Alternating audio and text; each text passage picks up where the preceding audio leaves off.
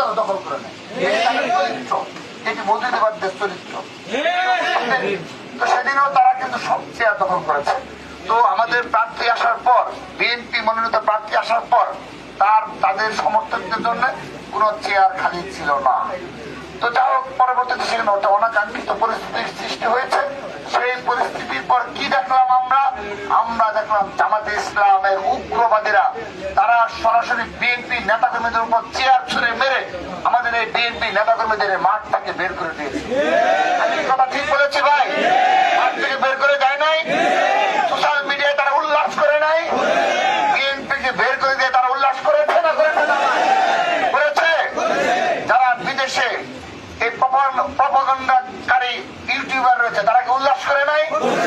বিএনপিকে মেরে বের করে দিয়েছে, কি উল্লাস করেছে? তো বিএনপিকে হাতে চুরি করে বসে থাকবে ভাই? বিএনপি করে কি করেছে?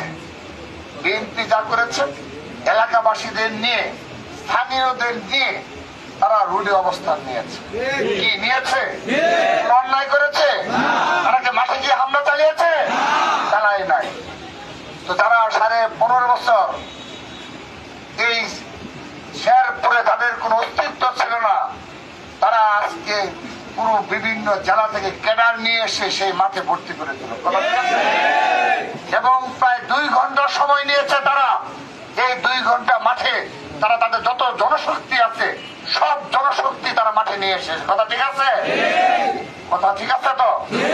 তারপর তারা তাদের শক্তি প্রদর্শন করার নামে, এবং আপনি দেখবেন সেই মিছিল যখন যাচ্ছে তাদের সবার হাতে দেশীয় অস্ত্র ছিল। ছিল তারা 2 ঘন্টায় সব সংগ্রহ করে তাদের এই শেরপুরের সর্বোচ্চ জনশক্তি নিয়ে তারা সেনাবাহিনী এবং পুলিশের বিশেষ অনুরোধ সত্ত্বেও এবং আমাদের বিএনপি নেতৃবৃন্দ তাদের পায়ে ধরে রিকোয়েস্ট করেছে আপনারা এই রাস্তায় যাবেন না, কারণ আপনারা মেরে বের করে দিচ্ছেন।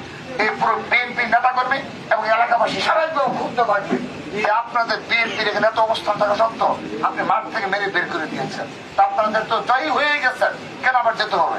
কিন্তু তার সেই ধরনের একঘমির কারণে এরকম একটি ঘটনা ঘটেছে। তারপর যখন গিয়েছে, এটি ছিল 2 পক্ষের সংঘর্ষ।